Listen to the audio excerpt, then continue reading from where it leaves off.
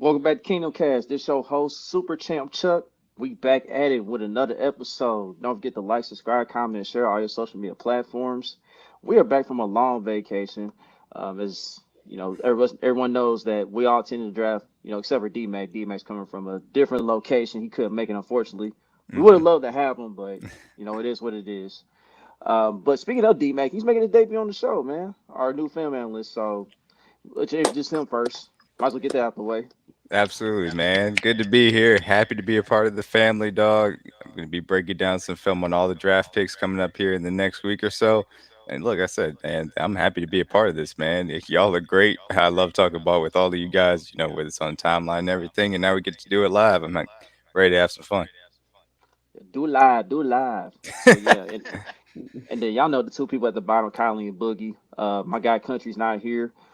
Yeah, some things to attend to, but he'll be back. So how y'all two doing down below? I'm Can anyone of great. y'all hear me? I'm great. I just got back from vacation. I had a birthday, so I'm feeling a Mm-hmm. lot wiser. And the draft. Yeah, so it's been like a really crazy couple weeks, but I'm happy to be back talking ball with you guys. Mm-hmm. Yeah, I'm good, man. Like you said, that draft. I'm happy the draft is over. That means we closer and closer. It's almost training camp time. So I had a lot of fun at the draft. I'm ready to talk Chiefs now. I'm refreshed. Yeah, Mm. refreshed is a great Sir. word. Yeah. Yeah, for sure. But yeah, let's get down to it, man. Let's get down to discussing our NFL draft experiences overall. I was down there for day one and day three. I don't know about everybody else, but day one was crazy. Let's talk about day one. Day one was insane, man. Like for a second there, I felt like it was a little bit chaotic, but only because it's all 32 NFL teams there, like full of fans. It's not just us here in Chiefs Kingdom, so it was a little different from that aspect.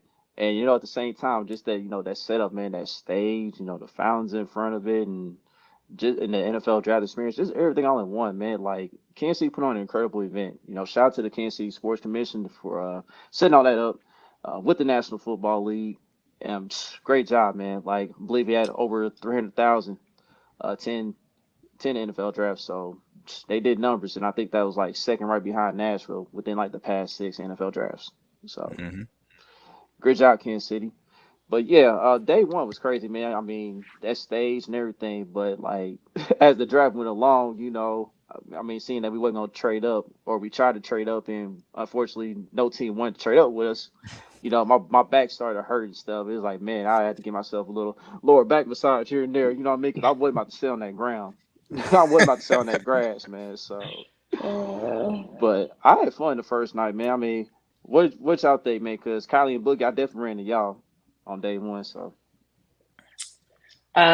So I thought it was awesome. It was a little bit of a hike to get in, which was probably the worst part of it. But once you get in, it was just this like, I don't even know, big cloud heaven of like football stuff everywhere. I don't know how to explain it. Like there were just fans, everybody was, even though there were different teams, like everybody was like-minded in the sense that like we were all there for football. And it was really cool to see super fans from other teams that I didn't know had super fans. It's like you don't think about it being a Chiefs fan, you're like, there's no way no one feels this way about another team. But then like you see, like I saw like this Jets super fan and I was like, huh. Okay. Like, so it was really cool. I loved interacting with all the other fan bases. I thought it was awesome. I mean, I loved every bit of it. We when I first came in, I ran into Priest Holmes, so that my draft was already a 10 out of 10 just because I ran into Priest Holmes and he Hmm. came up and said something to me. But then, like you said, hot take, my first hot take today. I think the draft was better than the parade. Both of them. Mm, Mm. Like okay. just me personally, I don't know if it was because of the weather. I think that may have played a factor into it, but I loved the draft. It was fun. Met a whole bunch of people from Twitter. Uh, Nothing else you can ask for, man. Chiefs picked a hometown guy. That kind of was cool to end the night. So I thought it was a definitely better than I thought. I give credit to the mayor, all them, whoever did something with that. They did a good job on that. So for sure. D-Mac, D-Mac, what was your perspective, watching from the TV and everything, just how it looked overall? Yeah, it looked amazing. The stage in front of the fountain, it was really, really nice, and they showed a bunch of pictures of it. Obviously, the when they took the tracking shot all the way up to the monument, it was awesome to see all those people kind of packed in there. And yeah, no, kind of like how Kylie described it, it seemed like it was a great atmosphere full of football fans. They were all there. Just to see all the draft picks, and I thought what they did in the green room with Union Station, everybody in the backstage with the prospects. I thought that was a really cool setup. It seemed like everybody was kind of spaced out, but everybody had their own room and everything. So I thought it was a great showing for Kansas City. Obviously, the entire weekend was, and I heard nothing but great reviews. And like Chuck said, 312,000 people came in. For it, somebody made the joke that the parade was the trial run for the actual draft because that was a much bigger production and everything. But yeah, NFL did a great job. Kansas City did a great job. It looked great on television. So I thought it was a great viewing experience as well. We broke that television record too, didn't we? Most watched drive. I'm sure it was. Yeah, I it wouldn't. was I it was wouldn't be definitely up surprised. there. Yeah. It was definitely up there for sure. But yeah, man, like overall, I mean, day one, we knocked that out the way. I mean, of course, I met some folks out of town too, like Boogie mentioned from Twitter. That was great. Like the night before, day one, and then just throughout the course of, the entire weekend, it was great seeing. It was great seeing those people, kicking with them, seeing interacting with other fans too.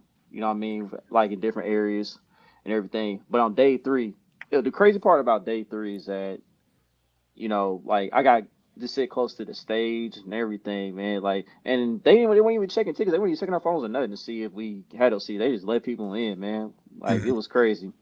And also, what's crazy is that I won that Super Bowl helmet. That's pretty dope.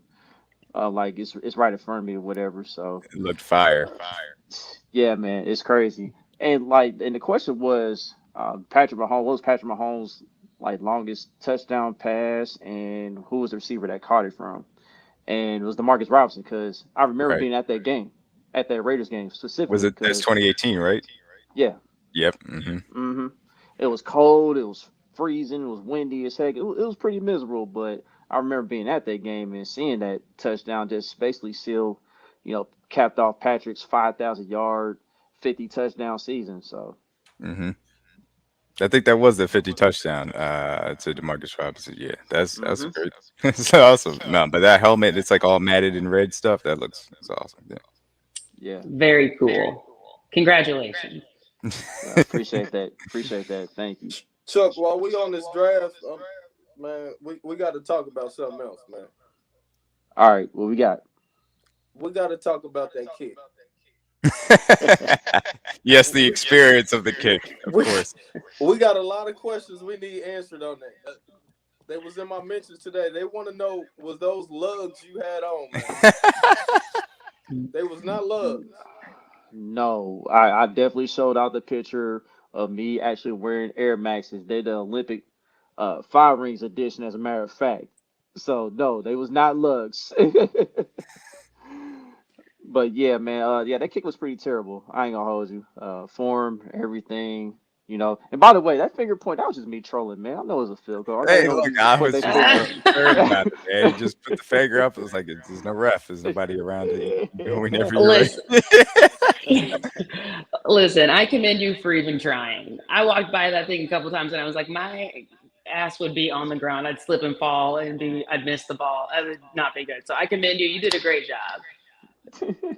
Well, look, you Yeah. could have put that on tape, and you could have gone in the second round to New England the way that people were taking kickers at the draft. So you've been fine, dog. You've been good.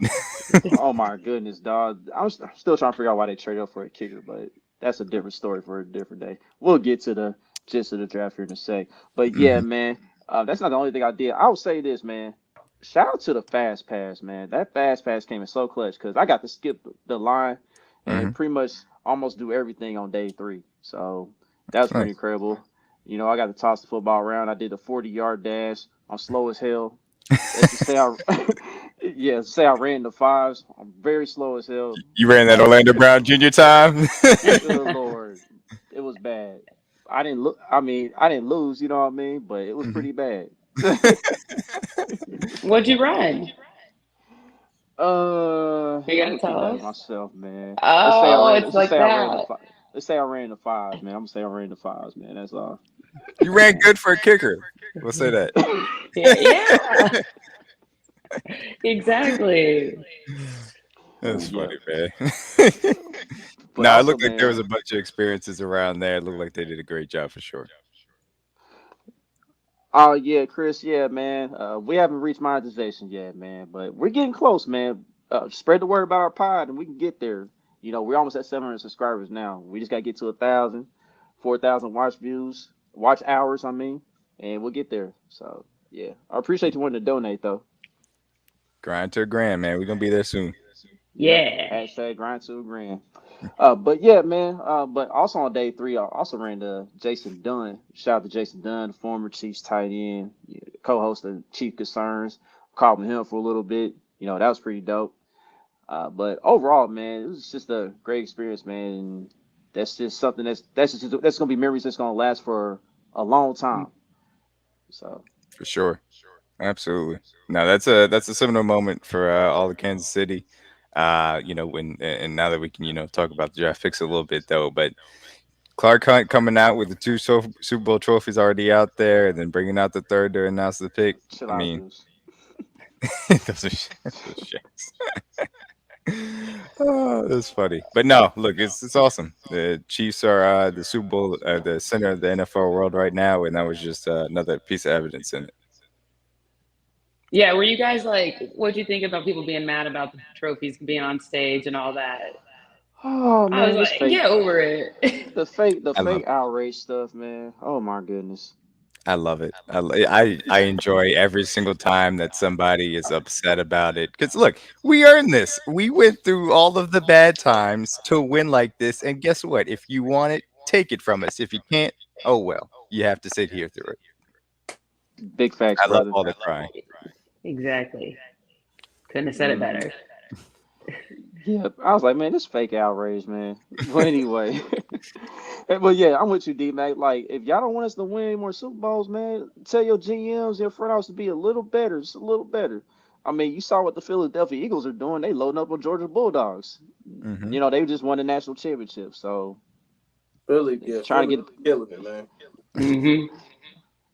But yeah, let's go ahead and segue to that. As a matter of fact, Hmm. let's go and get to our draft class. So, you know, overall, Felix Anudike Uzama, he was the first pick in the first round at 31, and then after that we got Rasheed Rice, and then after that we got Wanye Morse, and then after that we got Connor.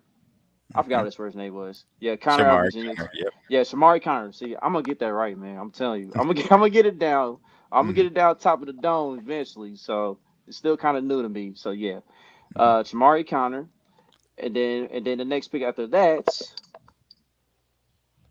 What was the next pick after that, man? Got my man B.J. Thompson out of Stephen Yeah, F. Austin. B.J. Thompson out of Baylor, Stephen F. Austin. Cause I remember that dude. Cause like when I saw the pick, I said this cat looks familiar, and then I Hmm. seen him in the slam dunk contest. I think it was Baylor's own dunk contest. I seen him jump on Yeah. somebody. I was like, yep, I remember that dude playing at Baylor. So, yep, we got him, and then you got a possible sleeper in Keandre Coburn at defensive tackle. So I'm looking forward to watching him play.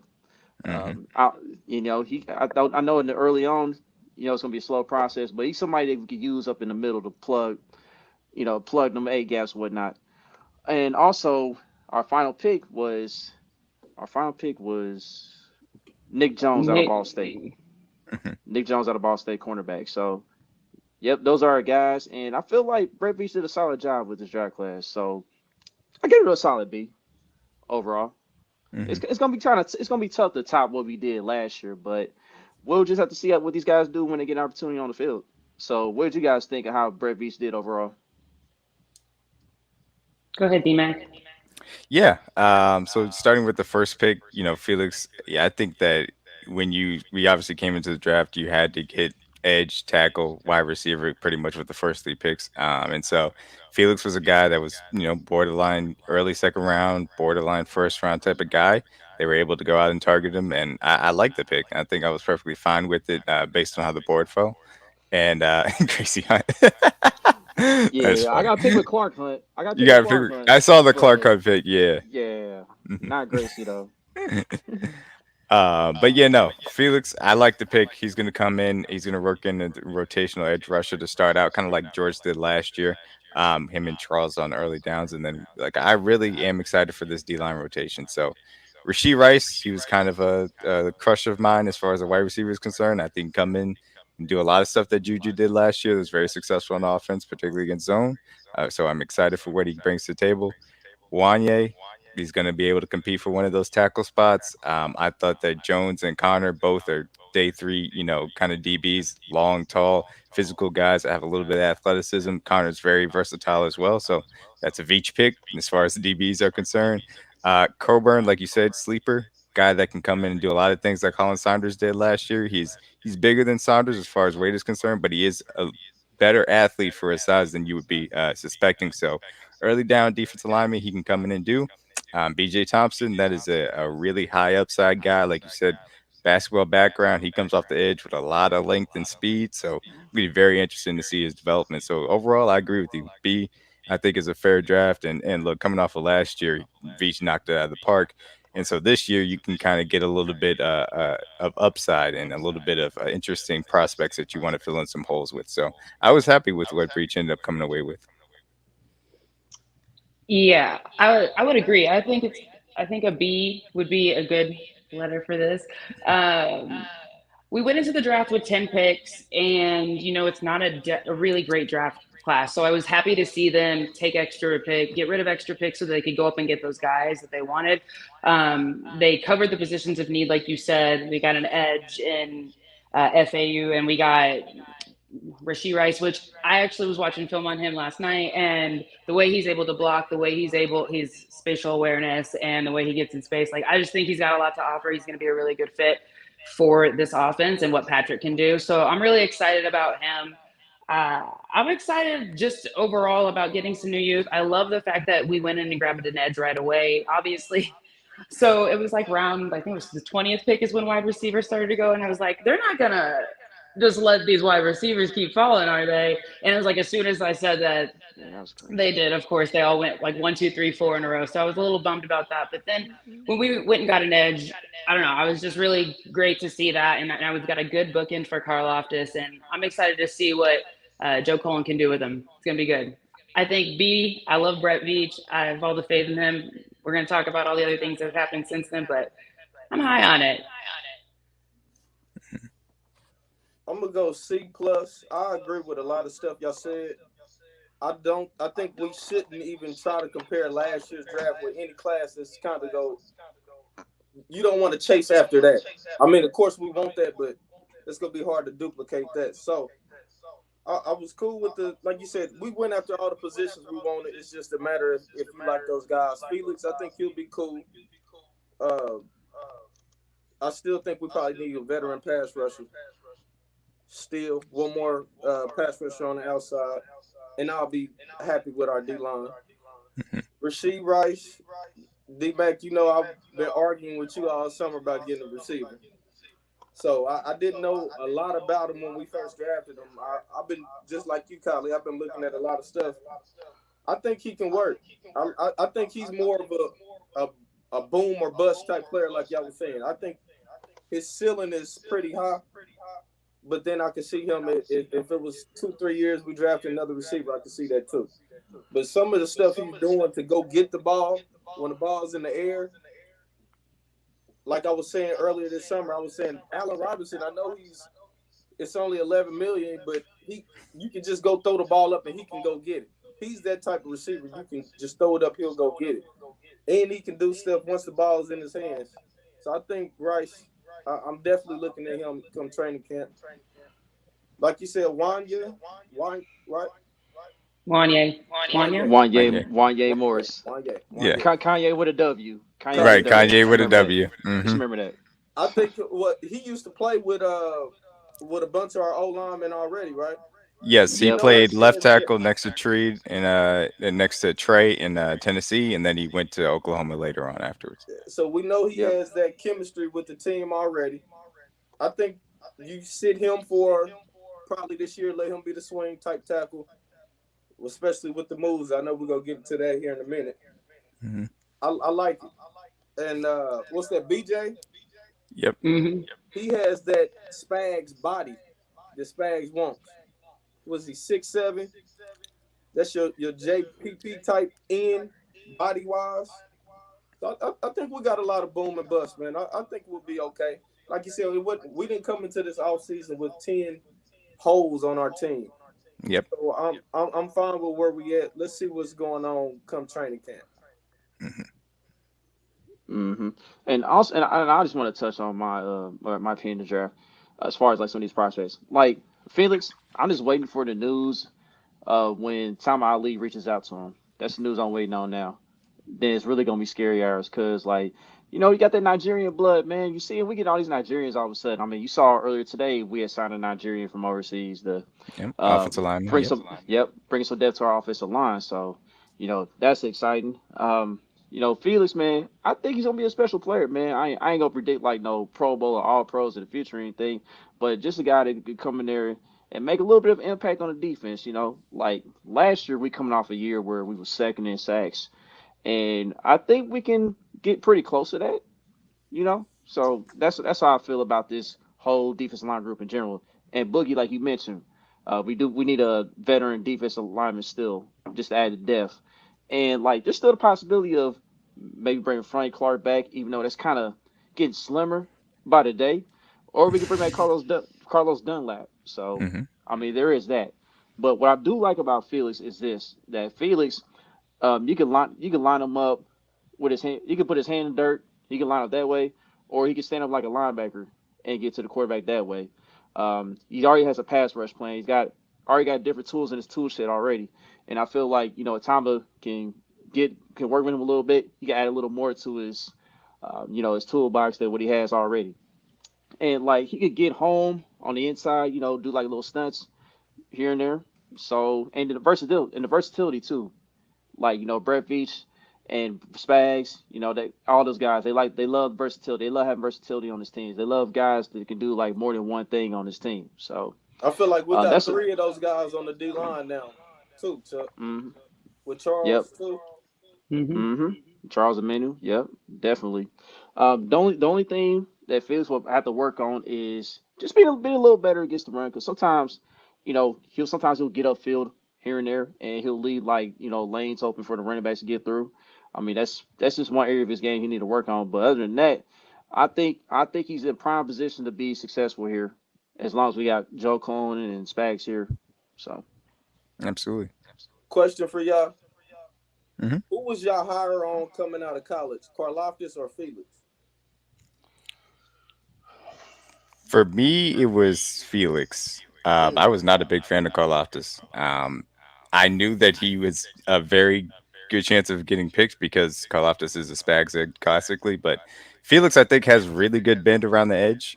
He's a guy that needs to obviously improve as far as his hand usage, but as long as he does both of those things, then we could really have something cooking with Felix off the edge. But I didn't necessarily love what Karlaftis was. He was a hustle motor power guy, but Karlaftis has proved me wrong to this point. He's been way better his rookie year than I thought he was going to be. So I'm happy to be wrong on that front. But yeah, I was higher on Felix coming out.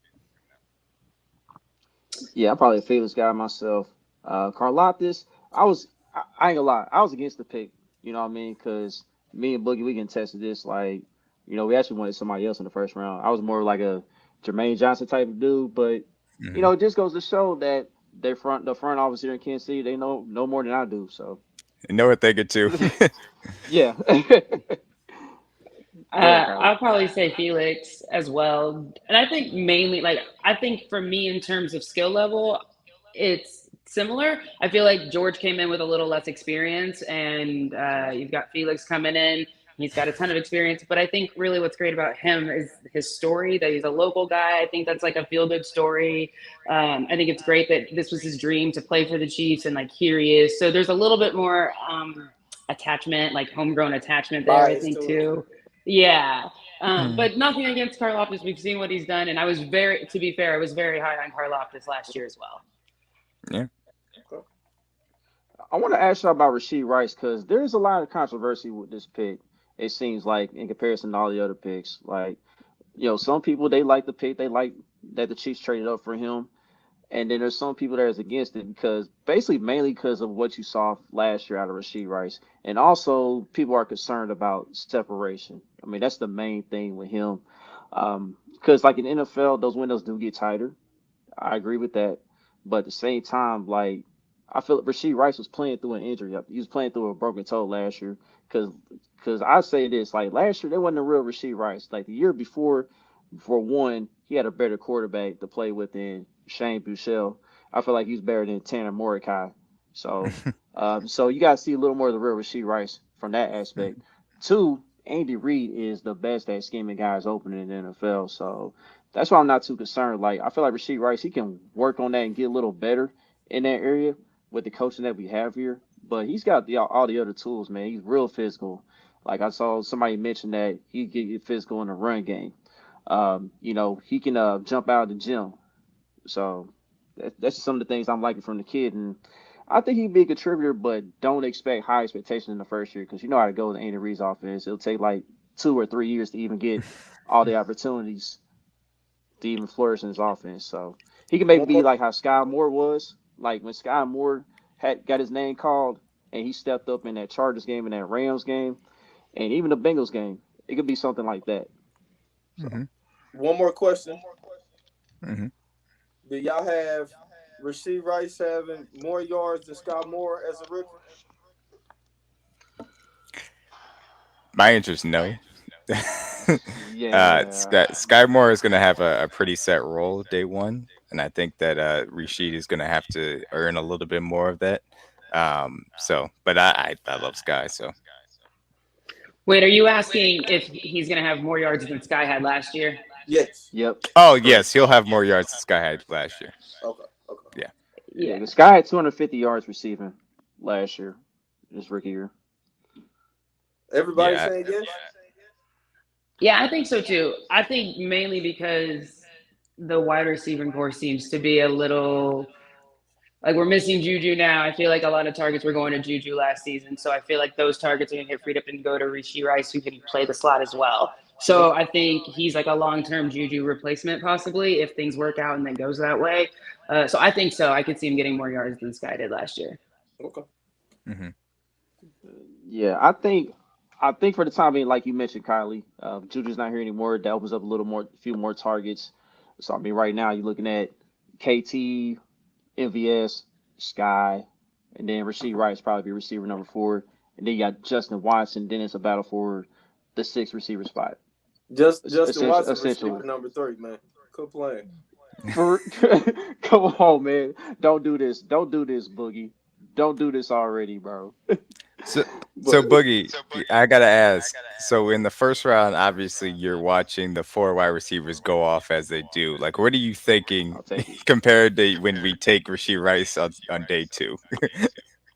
I'm really thinking how the board was falling. I'm like, oh shit, we really about to be able to get Zay Flowers.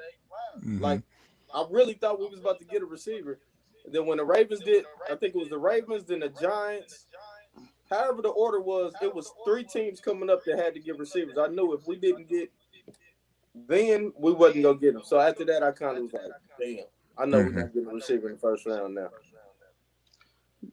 Yo, I just remember I forgot about Richie James. I forgot that we signed that guy. So it's gonna be some competition at wide receiver. I mean, let's see how this plays out.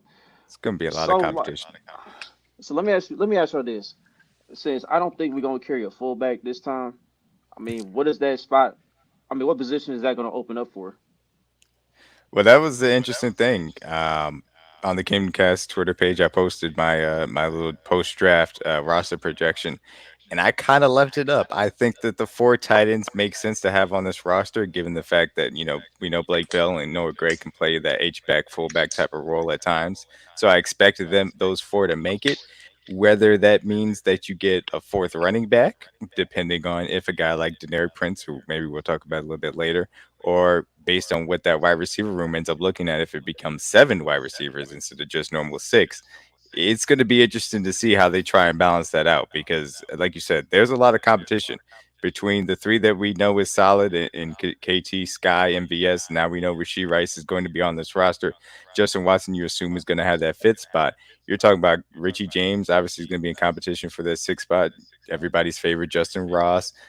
It's Amir Smith Marsette's a guy that's a return guy, can bring back some kicks. They also have some UDFAs. So where these roster numbers fall is going to be very interesting to see, assuming obviously that there isn't going to be a fullback on the roster and they keep four tight ends. So this wide receiver competition is going to be very fun to watch.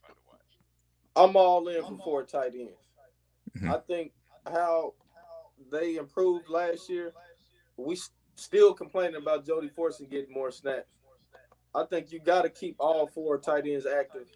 That's the only way you can do it, is to make one of them use one of them as an H back, fullback, whatever, a little bit. So I'm definitely with that. And they go play special teams too. Mm-hmm. So I mean that's Yeah, I agree. You're talking about the tight ends, Noah Gray's fine with that. Bell's fine with playing special teams. Jody has covered for a long time now. That's how he made the roster in the first place. So yeah, all of those guys are very capable of being on the roster for sure. And as far as you said, what is everybody's thoughts on the wide receiver room? I'm comfortable with it. I know other people may not feel that way for understandable reasons. I think that they have done a good job at diversifying the talent. All these guys can play different roles. Chuck specifically spoke to the fact that Andy Reid is the best at scheming up talent. We know Travis Kelsey's the number one option in the offense, and Patrick Mahomes raises the floor of everybody else when you have an elite offensive line as well. So I'm comfortable where the wide receiver room is at, and I believe our top offense can continue to roll on. Shout out to the Queens, man. Shout out to the Shout Queens out in the Kingdom building. Queens. But yeah, like since we probably gonna carry four tight ends, at least I'm thinking we're gonna carry 4 tight ends. I feel like Blake Bell is essentially gonna be the fullback in certain packages, since yeah. he is our best blocking tight end Yep, in and that he can group. do that So, very well. And definitely. we can do that little And trick play they like too. Yes. right, what you line him up as the quarterback? Yep. Do the quarterback sneak that way? Yeah, yeah. But yeah, D-Mac, you mentioned something about UDFA's. I want to touch on that real quick because I do like how the Chiefs did in that area as well. Denarius Prince is probably my favorite guy. I seen Mhm. that Derek Blaylock, the former Chiefs running back, he's been in the lab with him and everything, and he kind of like another Pacheco in a sense, and he might be just a tad faster, maybe. I mean, that's what I'm seeing from Prince, the film I saw. So I like in our running back depth for right now. Yeah, he's a little bit less physical than Pacheco, but he is Right. in the same mold. He's running a little bit upright, but he's got some speed and burst to him. Obviously, the vision isn't necessarily as great as you would want it to be. He's got limited Right. pass reps as well. So Uh-huh. we'll see. I think that at the least, he's going to be a good insurance type of guy for Pacheco on practice squad to me. And so everything else, where he can earn a spot on the roster and where the numbers end up falling remains to be seen. Yeah, but then another guy I want to mention is Isaiah Moore. So what I'm seeing is that he's basically like a great value or a always safe version of Nick Bolton. I mean Hmm. that's basically what I got out of him. And then one of my other favorite guys is Nico Remigio. He's basically a return specialist. Yep. Now I don't know if he's gonna necessarily make the squad. It's kind of a long shot, but I do like his ability to get field position for the offense. You know what I mean? Because he has great return ability. I mean, I like what I saw from him on film, and he could be a steal for this team if he makes the squad. It's like a return guy here. So Yeah. Again, Remigio, good practice squad option if you need a return guy to call up at some point during the season if wide receivers get hurt. mhm. More like you said, linebacker out of North Carolina State. He does a very good job at defending the run. He's a little bit stiff in the hips as far as coverage is concerned, but that's why you say, oh, he's a Nick Bolton type of prototype. And so that's another guy that can be an insurance policy or possibly make the roster if the roster falls the right way. Mhm. So Kylie, you got something? Yeah. So I'm still brushing through those, but I think that Cam Jones, the linebacker, another Hmm. linebacker that we got in there, I think he's got. I mean, our linebacker room is just set. Like we've got so many great options in there when you think about obviously Bolton and Chenal and Gay, and I mean, I think Frankel now. Tranquil. Yeah, tranquil. Exactly. Thank you. So seeing if Cam Jones can come in and make it be like a fifth or sixth linebacker in there, I don't know. I'm really excited about him. And then uh, the running back that you Generic just Prince. said, Yep. generic Prince. Thank you. Also really excited about him. I didn't think he was faster than Pacheco. That's going to be really interesting to watch. So yeah, I'm excited. I love that they brought in all this extra young talent. I love how Veach has handled the draft this year. I will say they continue to surprise me. It's like they didn't consult me about anything. It's crazy, but yeah, I feel like all the moves they're making every day, even the Donovan Smith uh, pickup, yesterday I think it was, completely shocked. Yeah. So we'll get into that, but they just continue to keep me on my toes. Mm-hmm. Yeah, Hmm. I know running back not an important position, but the Chiefs have a good track record with running back. So I think Prince, just with that body type, is definitely intriguing. Especially when we know uncertainty with Clyde. McKinnon's a 1 year deal, so we still have to develop those third down backs and stuff for the future. So I'm definitely looking forward to him. So D-Mac, what was okay? So I see that the Juice was talking about the edge from Harvard and Truman Jones.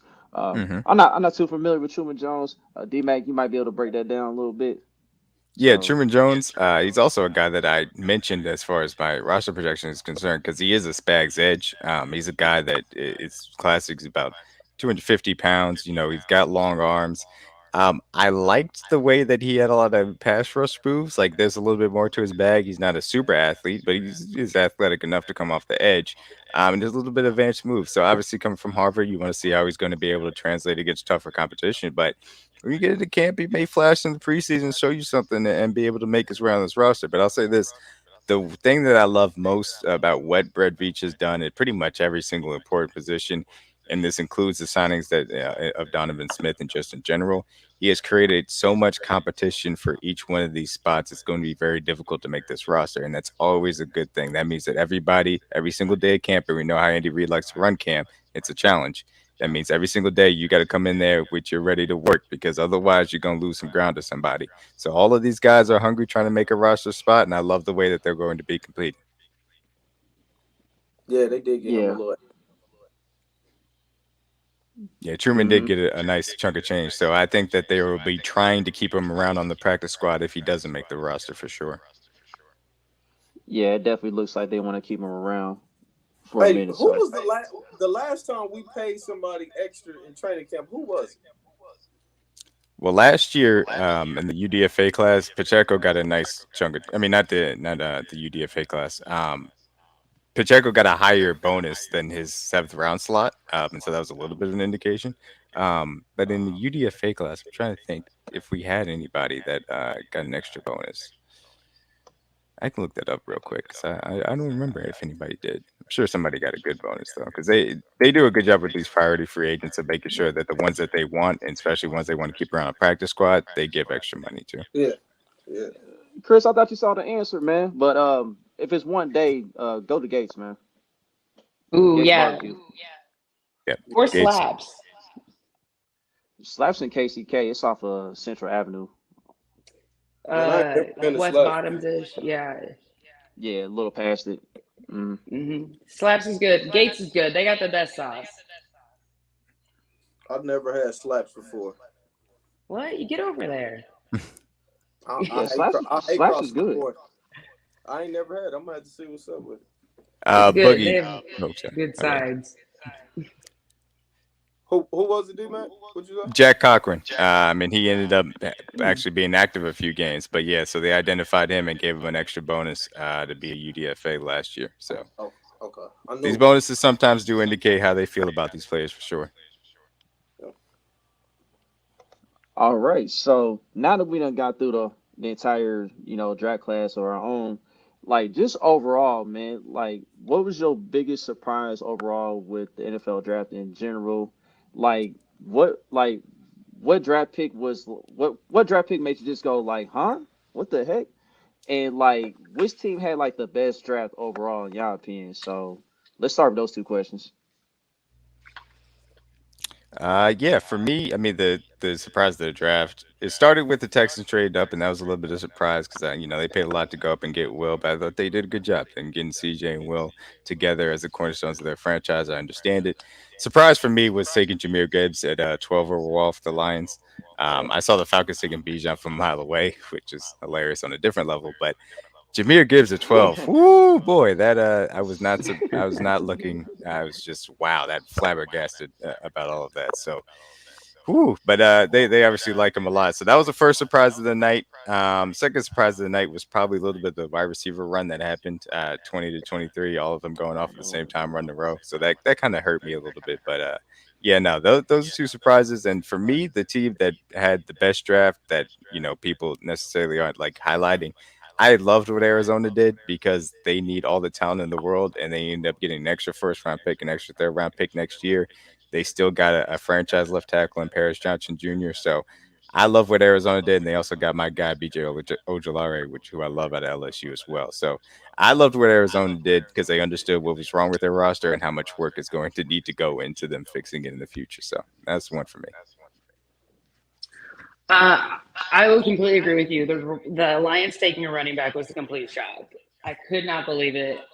So that, let alone having two running backs go in the first round, I thought that was completely crazy. Obviously, with BJM, that's a little different. We all know he's a great talent, but I was completely shocked. I felt like the Lions kind of had the worst draft for me. They also took Hendon Hooker, which I thought was interesting, being that they do have Jared Goff. I know he's not amazing, but he's not terrible. And I would say last season was probably one of his best seasons. I think he's 28 years old. Jared Goff's got potential still. Hendon Hooker, someone who was injured, they took him. I thought he's coming off of injury. I thought that was really interesting. So for me, the Lions had the worst draft. I still shocked by all that. Best draft. It's hard not to say the Eagles. I mean, like we were talking earlier, they're pretty much just Georgia in Eagles jerseys now at this point. Shocked that teams allowed the Eagles to get the guys that they did and go after them. They had two really great first round picks with Nolan Smith and Jalen Carter. Yep. Jalen Carter. Thank you, Jalen Carter. So the Eagles are just Howie Roseman going in, and then they went and got Swift right before. They didn't draft him, but they get that trade and get Swift on that trade. That was Howie Roseman was on a different level. I'll say that. He's been on a heater. Yeah, he tell you. has. Yes, he has. Yeah, I mean, easy answer. Yeah, I definitely got to go with Eagles as the winner. I just don't understand why the league let them get even better on that D line, which is as good as the 85 Bears 90% of the year last year, how they was talking. Hmm. I thought the biggest surprise to me was just, like you said, how the receivers dropped. I know everybody was saying the receivers was going to drop, but, I mean, all of them dropped. To me, like, I didn't expect all of them to drop. I thought we was going to at least get one receiver in the top 10. So that to me, that was the biggest surprise. Yeah, I definitely Yeah, thought Jason was going top 15. yeah. I mean, the receivers, like, as soon as JSN finally got off the board, that's when the running receivers ran. It was like bam, bam, bam, bam. Mhm. Like four receivers in a row got picked. And I'm sure this guy's he was looking at Boogie. He was looking at one of those guys because it did look like for a sec that we may have a shot at them. But Hmm. then, that run happened. So it is what it is with that. For me, man, like, yeah. Like at first I was saying to the Jameer Gibbs pick too, but they clearly saw something in him, and as you can see, DeAndre Swift got moved to the Eagles then the very next day or on day 3 of the draft. So there's that. But also like with Seattle, I mean Seattle killed their draft, but I was not expecting Devon Witherspoon to be the first cornerback off the board. That's something I wasn't expecting. Hmm. And and at the time, after the selection, I was like, Pete Carroll has been on fire with these, secondary players. So, you just gotta take his word for it. Yep. So that's why I saw it. But overall, they had a great draft. Pittsburgh, I love the hell out their draft. They got Broderick Jones for offensive line, and then they got Joey Porter Jr. in the second round. And then later on, you got Darnell Washington at tight end. They killed it, man. And you guys mentioned the Eagles too. The Eagles they loaded up on Georgia Bulldogs, so I think they got like 6 on their roster now. six Yep. or seven overall, which is Hmm. crazy. And then, but the thing, and then like there's one team I want to touch on real quick, and Baltimore Ravens. Like after they Hmm. got Zay Flowers, cool, but I feel like they kind of disappointed a little bit. You know what I mean? Because I felt like to me, I understand J.K. Dobbins and his frustration about his touches and stuff, but you haven't proven to be healthy. You know, your health's been in question, and also Gus Edwards' health has been in question too. So I feel like they should have took another running back, and then also they also could have gotten another offensive lineman too, because their tackles are pretty terrible. But I but thought they like could have added DB too. yeah, but my biggest surprise overall that first round was Will McDonald, as high as he went to the Mm. Jets at number 15. I was not expecting that one because like I was expecting him to be like a second round type of dude, and the fact he went number 15, and I was like, oh wow, I was like, okay, Over Nolan yeah. Smith too, Right, and Miles Murphy, and Miles Murphy, and BJ for me at least. But yeah, whoo, buddy, they took pretty him early. pretty crazy, but Yeah, that, I that did was a see. good one for Bengals. So. But I did see the Queens in the comments mention the Texans. The Texans, yeah, they killed pick two and pick three. You know, they was real aggressive, and you got two of the best players you could ask for as far as like their needs and stuff. So, Yeah. you know, the Texans are off to a pretty good start. You know how they did in their draft class or whatever. So, Hmm. Well, that's just some of my thoughts. so I gotta ask, and I don't know, maybe you have this queued up as a question. I'm sorry if you do. What do you guys think about the AFC West, the rest of the AFC West, and how their drafts went?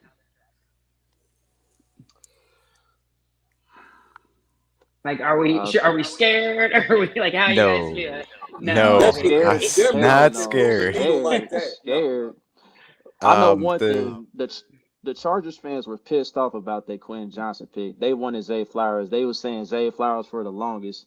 And when hmm they saw Quentin Johnson coming across the screen, they was heated because like, you know, they already got a big body receiver at Mike Williams. You know, yeah. they was looking for that small receiver that can, you know, stretch the field and all that, but you got another big body. But what I've noticed with the Charger organization in general is that they normally draft big body wide receivers. They've been usually like a big body receiver type of organization in general. That's just what they do. absolutely. Hmm. So Him with Yeah, Mike Williams will be good, man. I think. should be. somebody to learn from, yeah. Hmm. It's gonna be interesting though, because they probably gonna get rid of Keenan Allen based on this cap hit and everything going into next year. So what they do with that wide receiver core, if it's just Mike Williams and Quentin Johnson, gonna be interesting to see. I thought they were gonna go Zay because they could use that speed, especially out of the slot, but they ended up not going away from it. But their draft overall was yeah. But Quentin Johnson in the first round is fine with me. But everything else kind of got a little bit iffy. The Raiders, they got Tyree Wilson, which I thought was a solid pick. Michael Mayer in the second round, also a good pick for them. Didn't necessarily love anything else that they were able to do, so nothing really of note there. Denver had limited picks. They got Mims at the end of the second round because yeah, they fighting Russell Wilson's over there. Yeah. And yeah, they got Riley Moss and I think it was JL Skinner. So nothing really of note as far as the AFC West is concerned. Nothing to be concerned about as far as I see. Give it a couple weeks though. The Chargers will be AFC West champions and going to the Super Bowl by We everybody. waiting on C Dot For for sure. that, man. Oh, that's It's right. already C started. Dot will pick. Oh Stop. Has he man. really? Yeah, it's already I hope started. not this year. Oh Let's see boy. that dog. Colin had Chargers. What was it, number 3 in his AFC rankings? So yeah, we're in the Chargers hype train, man. It's the summertime. This is how it goes, dog. Whew, That's how you know it's officially summer. man. Hmm. We getting there. Hmm. Yep.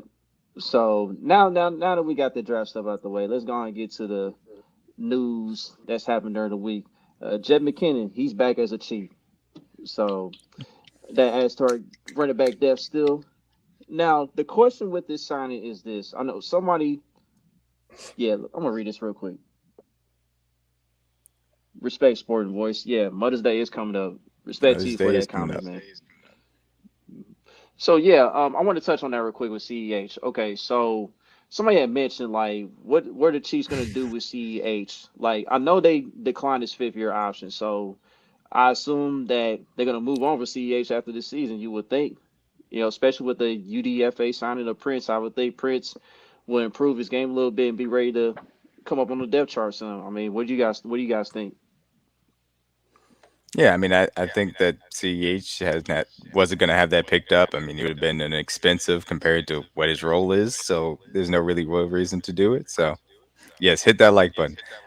So yeah, no, CEH, he's going to come in. I don't think he's going to be off this team at this point. I think they feel pretty good about him being a third running back at this point. So he's going to come in, compete, and see if he can hold on to that spot. I do think that there is a Jerick McKinnon insurance policy to CEH early on in the season so that you don't have to go to Jerick McKinnon as much and he can be fresh for the playoffs. And so he could do some of those similar things as far as pass blocking, catching the ball in the backfield, spelling Isaiah Pacheco, and obviously doing some of the red zone work as well as we saw earlier on last year. So I think CEH is perfectly fine to be used in this backfield this year. And then next year, probably going to have to go ahead and say sayonara like we have to a few other people. Yeah, I think he's definitely gonna be in there fighting for position. I think, like you said, we're going to see McKinnon in the back half of the year. You're going to see CEH used a little bit more September, October, before the bye, that kind of thing. I like CEH in the passing game. Outside of that, I have a hard time getting on board. That's all I'm going to say. Um, we'll see. He probably won't be here after that next season. Hmm. I think Clyde for right now, I think he can make the roster. But if there's a starting running back somewhere that gets hurt, I think he'll be on the first boat out. Personally, I just think they'll do what's best for both of them. I think it'll help for him to go somewhere else to get an opportunity, and for us to get some compensation. I mean, it's gonna be like a sixth round pick or something. Not like we're getting a real pick, but I could definitely see him getting traded this season. Or I could see him getting the Rojo treatment too.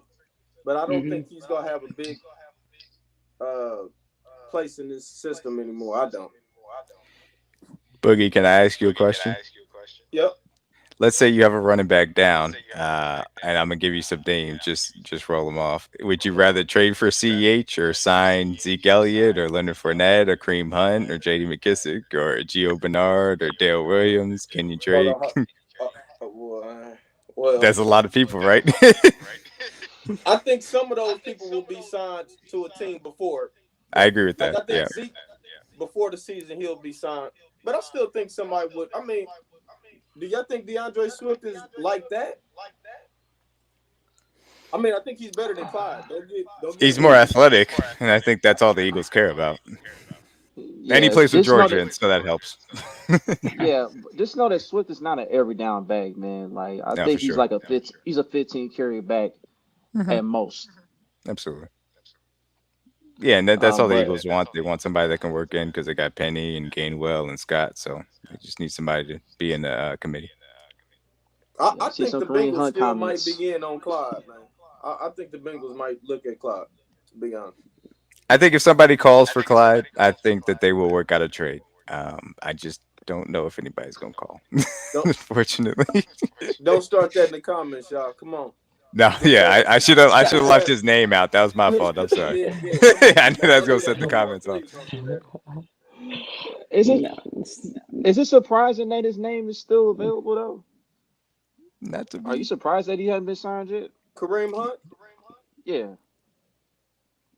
He wasn't I good No. mean, last Chiefs year. fans think he is better than he is at this point in time. I'm not saying he's bad, but I think we think that if he just came here, he's gonna be back to that Kareem Hunt before that incident. I just think those days is over. I think yeah, like a little nostalgia. Like they want that running back bag, but yeah, I think it's over. I think that's done. And personally, like I don't want the Chiefs to bring him back. I've been on that firmly on that side of the position for a long time. Callie said they want that old thing back. no, Yeah, Yeah. he wasn't a good running back last year, and like it is what it is. He's getting to 30. He's got some tread on his tires. I'm good. I don't necessarily need to invest in that personally. So yeah. it's all I good. think I think Pacheco's about to have a season. We're gonna see. I don't know, Pacheco 2.0.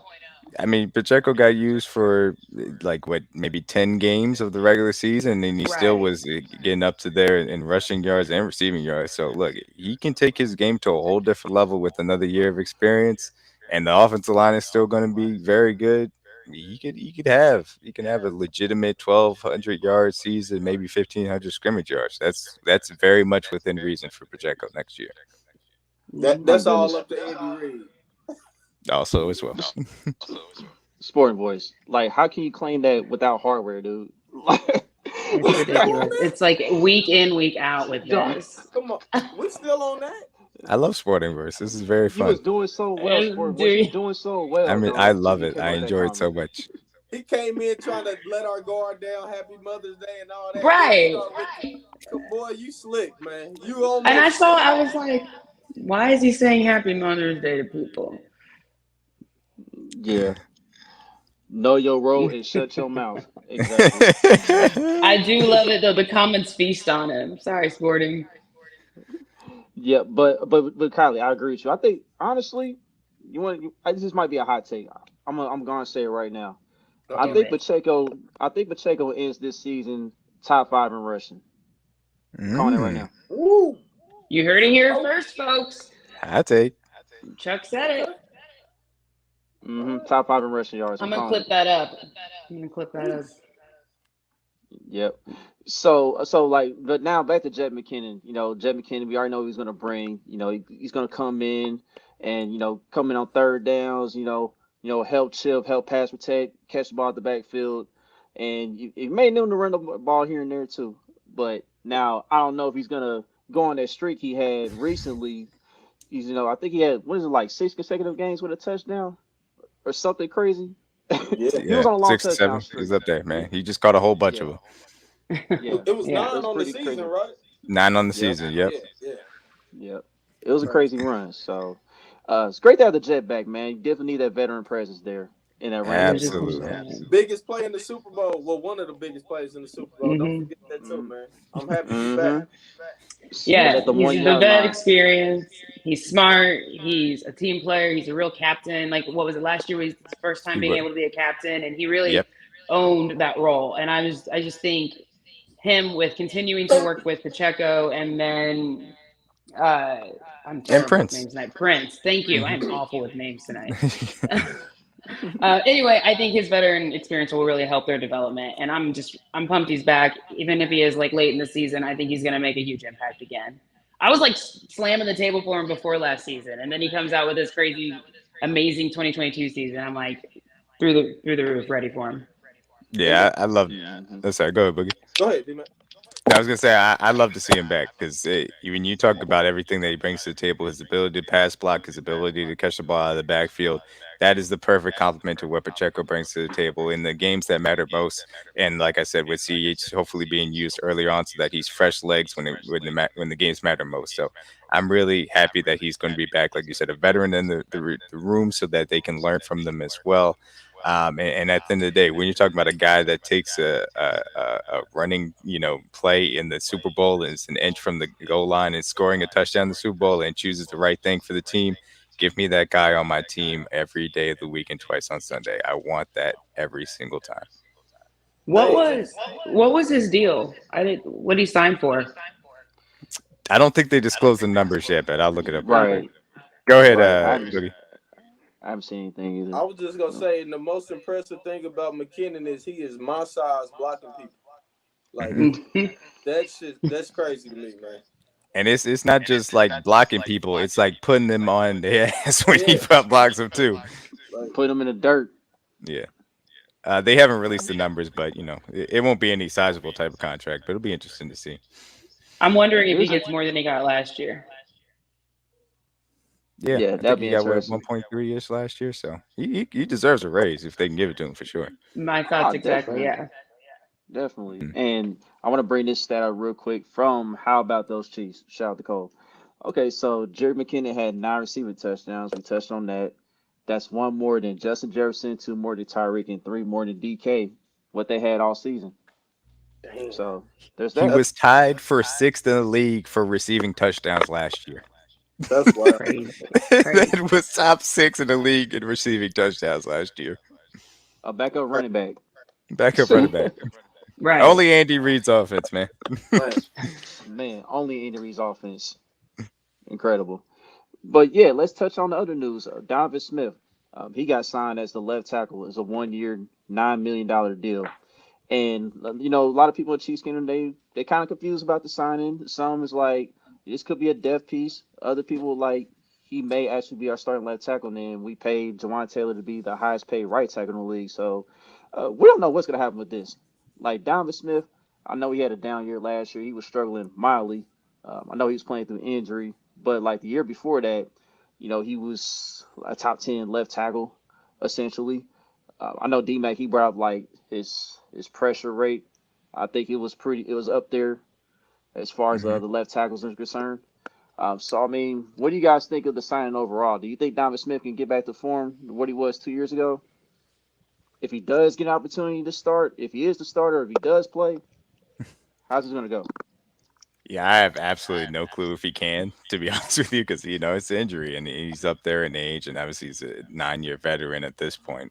But when you talk about Donovan Smith, like you said, he was playing through injury last year. He had a hyperextended elbow, and that really limited what he could do with his hands at times. And then later on in the year, he had a foot injury as well that limited what his movement ability was. So in 2021, like you said, he was easily a top 10 left tackle. He was a guy that was getting praises sung from everywhere because, the Buccaneers' offensive line was pretty good.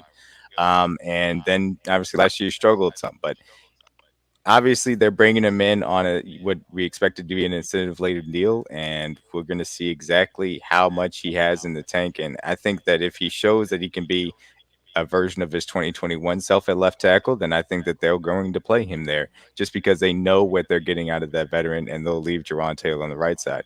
If he's not, then they'll put Taylor over on left and then have the competition between Wanye and Niang on the right side. But coming out of the draft, we needed a veteran tackle. The fourth tackle was going to be Prince Taylor Wagnogo. I wasn't going to be comfortable with that reality. And so bringing in Donovan Smith makes a lot of sense for this team, just for competition wise and for a veteran presence in that room. So I'm fine with the signing. I said it all the way back in March. I thought that he could be a nice veteran option for us on a cheap deal for a prover type of contract. And so glad that they brought him in. And I will say the timeline's reaction to it was absolutely hilarious. The last thing I'll say, even last year when he had a down year, he had a better pressure rate than Orlando Brown Jr. So Yeah, There very you fair. go. There you go.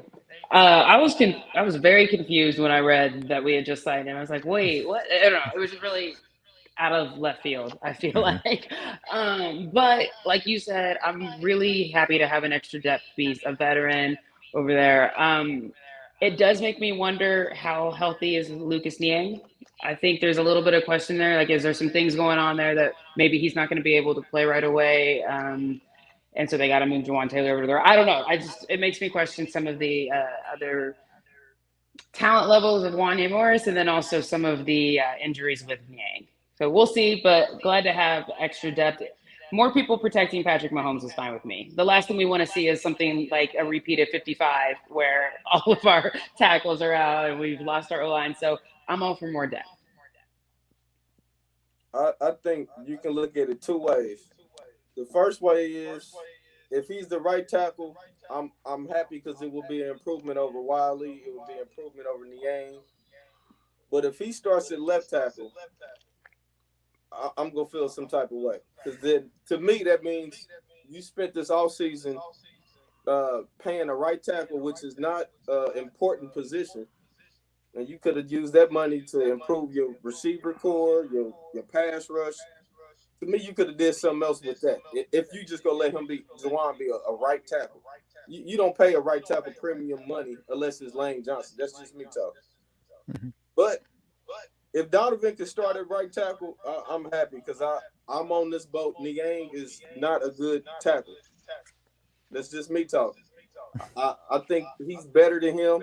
I think the Chiefs fans are higher on Niang than the coaches are. I mean, he's been hurt every year. When he wasn't hurt, he was overweight. Like it, we should have seen this coming. If Veach was gonna get somebody else, you can't go into the season Niang being your only right tackle, veteran right tackle. It just couldn't happen. So I don't know. I guess we'll see come training camp how they Yeah, I go. will say, I will say this. I saw the clip. I saw the video Nick Jacobs posted. Shout out to Nick Jacobs at Channel 41. Does the sports session, sports producer. But I saw the clip of him posting what Donovan Smith did in the very first game last year against the Cowboys, and he looked pretty good for the most part. And then at the very end, you saw where he hyperextended his elbow, and I just wondered if that just affected his performance throughout the rest of the season. I mean, that's my thing with the Donovan Smith signing. So like, everything's good with his elbow and everything. I think he could bounce back a little bit. Like, I am going to keep a close eye on what the Chiefs going to do as far as him and Jawan Taylor is concerned. But if Donovan Smith is the starting left tackle and Taylor is the right tackle, I mean, I'm not going to throw a fit about it. But, just hope that Donovan's good to go. So, I will say I'd be very surprised if Donovan Smith starts at right tackle. I think that given the fact that both of these guys have a lot of experience in their particular tackle spots, I think that they will leave them at that spot if they end up coming in. Um, I've said it in the past. When you're talking about paying Jawan Taylor the money that they did, it's a lot of money, no doubt about it. But it is money that if you're getting top tackle or tackle play at either spot, I understand it if you're going to be able to have that bookend because the positional spending is fine for me. So it all depends on how it ends up working out competition wise. I've been a Niang guy, but I never thought that Niang should be handed this job. I thought they should draft a guy and bring in a veteran guy so that they have the maximum amount of competition. Because, like I said, that we got to make sure that Mahomes is protected. He can't have another Super Bowl 55 repeat. And I think I liken the Donovan Smith signing to how they brought in a guy like Kyle Long. Uh, when they drafted Trey and brought in Tooney as well, just so that they can have that veteran option if they feel like that's the best option. Of course, if the guy comes in and outperforms them, then you're going to give them that job like Trey Smith ended up doing from Kyle Long. But I like the fact that there is a veteran depth option along this offensive line, and I think that's a good sign moving forward. And he yeah, might just go best five too. Mhm. I yeah, think that's the definitely. ultimate goal. Whether it's a young guy and Taylor or it's Smith and Taylor, whatever that best five is going to be, I think they want to go ahead and get everybody a wealth of experience at each time, and then we'll roll out whatever the best option is. Yep. I got a question. I want to get to the comment from earlier about Patrick Mahomes saying they prefers better right tackles. I mean, how true is that? I mean, do you agree with that comment? I think, well, obviously, no, because people think Mitch Schwartz obviously was the All Pro right tackle. Fisher was just a solid left tackle. I don't know. I think that he prefers tackles that give him the opportunity to step up in that B gap. Guys like Orlando Brown Jr., guys like Andrew Wiley, because they got beat to their outside shoulder so much, did not really give him that opportunity because it was very difficult necessarily to get there quickly. So I think as long as he has athletic tackles on the outside, even if maybe the power is a little bit much, they are able to give him, they, quote unquote, die slow as far as they talk about on the offensive line. They give Mahomes a chance to avoid pressure, but I don't think he has a preference of which tackle is better or whatever. I think he just wants the best five that he can have out there, kind of do what Boogie's saying. But I seen Hmm. Jason Dunn talking about this earlier. It's a difference between left tackle and right tackle. If it wasn't, the pay would be the same. It's the Hmm. reason why Right. Orlando Brown is trying to be a left tackle because Hmm. the money is better. Mm-hmm. So obviously, the left tackle has to be more important than right tackle. Mm-hmm. Yeah, that blind side is a real thing. Yep, for sure. Paul, it's coming real soon, man. Because like the Giants, they just locked up Dexter Lawrence today with his contract. So Mm-hmm. Yep. Am I now see we And it's just that? good. wait. Yes, and that's good news for the Chiefs. He got a 22.5 mil a year. I think it was 5 years, 90 million. And good for him. He also got 60 million guaranteed. So that's good news for the Chiefs. It keeps that number, within range here. And as far as Chris Jones' extension is concerned, I preach patience. Take a deep breath. Chris Jones is probably somewhere, on a beach or something, and he's not necessarily doing. Don't worry about it. We'll talk later on in the summer as camp gets closer. Hmm. For sure. Now let's get to some of the fun stuff, man. Okay, so I want to talk about Travis Kelsey. Of course, getting lit, drunk at his own Kelsey Jam. his first ever music festival. I saw the crowd was, it was a good crowd and everything. It looked like it was a good turnout. But man, some people really thought that was the actual Super Bowl trophy that he spiked. That's what was hilarious to me. I said, y'all, it's a replica, man. It is indeed a replica. Travis is not that stupid to do that with the real thing, guys. Like People really thought I that. thought, yeah, I some people know. thought it was real. People are Yeah, wild. What? hilarious. Really? And it didn't. I can't. I know. I've seen all the videos and all the people talking shit on Travis because of it. It's just so ridiculous. Just a reason to be mad and gripe. It's off season. I still Oh love it. man, I love all of it because it means that Yeah, they're upset that we keep winning. That's really all it comes exactly. back to me. It's all about us winning, and that just It's makes me happy. it's just petty. Yeah, it's like a petty reason to be upset. But yeah, like you said, they're just mad that we keep winning, and I don't care. Mhm. exactly. I really don't. And then there's more fake outrage with some of these parents talking about, Travis Kelsey, he being a poor role model to the kids. I'm like, athletes weren't made to be role models to begin with, He's just having fun. Like, if you think your kid's gonna be At a affected by seeing Travis concert, Kelsey, yeah, dog, like you're not doing a good job as a parent yourself, man. That's just the way I look I at it. guarantee there were worse things going on around them than him up there spiking that. Yeah, If you yeah, want There have Travis been a Kelsey to crowd at a be, concert. oh yeah, no, but if you want Travis Kelsey to be a role model, talk about a guy that was, kind of didn't have his life together in college, and he got it back on the right track, and all of a sudden is at the top of his craft, in the professional aspect. And so that's the role model aspect of Travis Kelsey. I think he gets to have a little bit of fun at his own concert that he's hosted, man. I mean, But Reed, said something funny. I think he did an interview, maybe it was with Rich Eisen or he did it with yeah, somebody else. yeah. He said that the trophy that Mahomes handed away during the parade was also a replica. He kind of let yep, that slip. He said yep. Mahomes gave one away too. Hmm. Yep. So yeah. And speaking of Travis Kelsey, him and Patrick Mahomes, they decided they're gonna play in the match against the Splash Brothers of the Warriors, Steph Curry and Clay, out in Vegas. So I believe that's in late June. So that's gonna be pretty interesting, pretty exciting. You know, Chuck two of the gonna light faint skinned when he assassins. sees Chuck is gonna faint when he sees Steph and Mahomes on the same, you just in the same area. He's just like, oh my god, I'm so excited. It's a lot of You talent in wild. one spot. You wild, man. You wild. But yeah, that should be pretty exciting. That's gonna be. I'm sure the trash talk is gonna be quite exquisite. You know what I mean? Yeah. But yeah, I know Steph Curry's probably like the best golfer out of all them dudes, but Patrick's not that far behind, so it's gonna be interesting.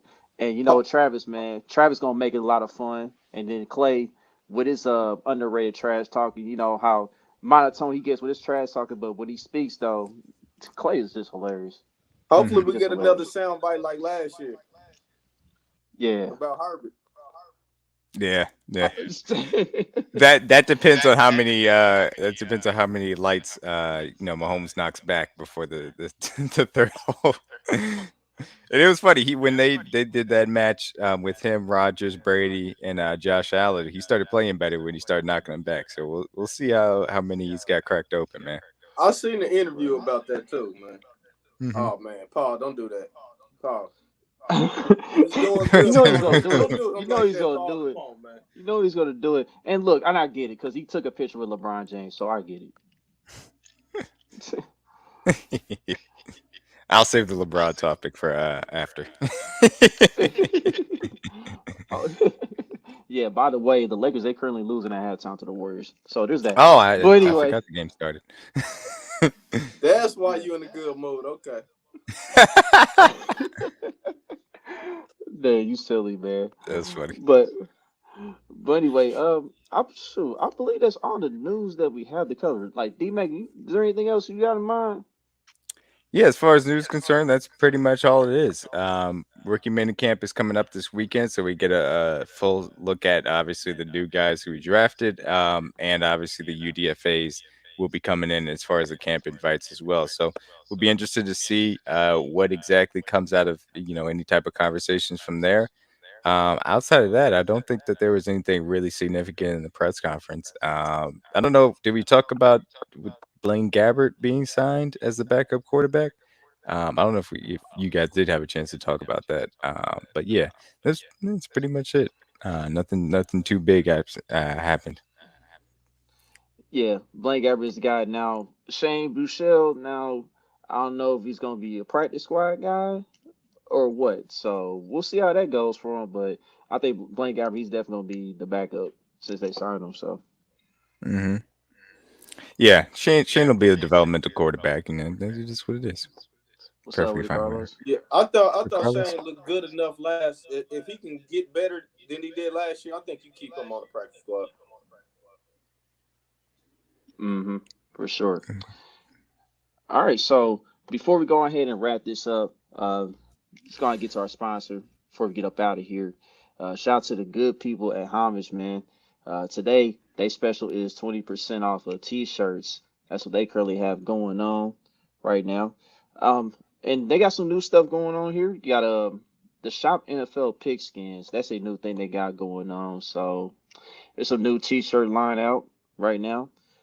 You also got the pop culture tees going on. You got your national parks collection they got going on, and they also got the new MLB shirts out too, Hmm. with tops cards. So I saw that, and that's what we got. That's what we got from homage today. So copy some gear, pay homage. Get y'all some Royals gear, man. World Series 2024. I don't know. It might be longer than that. It might be way longer than that. It might be a few years. Look, man, it feel like another. It feel like it's gonna be another 30 years, dog. We're gonna be old as heck before they win another one. Oh Oh man, man. Listen, not D good. Mac, your Cardinals ain't doing much better, so don't No, start. we are Get him. bad. It Get him. is terrible right now. Like it is hard to watch, dog. Like I turned on the game earlier today, and I was just like, "Oh, this feels like a chore." It's awful. We just finding every single way to lose the game. It's terrible. Hmm. Yeah, the crazy part, the Royals actually scored runs today, but they gave up runs. So We did too. I think we scored like 7, but we gave up 11, so it didn't matter. right. I seen somebody on Twitter say they've been betting against the Royals every game, man, and I need to do that this weekend. I need to make some Yeah, money, so I might need to do that. yeah, it's looking like a long season, man. So yeah, that's probably the way. But with that being said, man, so what you got anything else booked before we get up out of here? We're getting closer, man. Go Chiefs. We got what? One more month till training camp? No, we got 2 more Yeah, Um, months. did Training 2 camp. more. We got. yeah, I'm yeah, moving a since little July. fast. I got a little too excited. Yeah, I know everybody can't wait. Everybody can't Everybody wait for can't training wait. camp. Yep. Yeah. Hey, listen, I'm be paying attention to wide receivers and offensive linemen for sure, man. Oh man. So Absolutely. Whew. Can't wait to see those clips hit the Twitter, man. Can't wait to Man. see it. That's it. Paul yes, made a very good one. Yes, that's the schedule next big release. milestone. Yes, Schedule yes, release man. You're next right, week. Paul. May 11th. May 11th. Yes, Yes. sir. Looking So forward to that. we're gonna have some fun next week with that. Hmm. Can't Mm-hmm. wait. Bengals, Mm-hmm. come on, week one. Watch us put that jewelry on. Come on. Come on, sport Yeah. boy. Yeah, I'm seeing that or the Dolphins. Tyreek Yeah. returning for week one. I've been seeing Hmm. that. So those are the main two. But with that being said, don't forget to like, subscribe, comment, share all your social media platforms. Like, thank everybody for tuning in. We're on all platforms: Apple, Spotify, YouTube, Facebook Live, Twitter Live, you name it. And until the next episode, we out of here.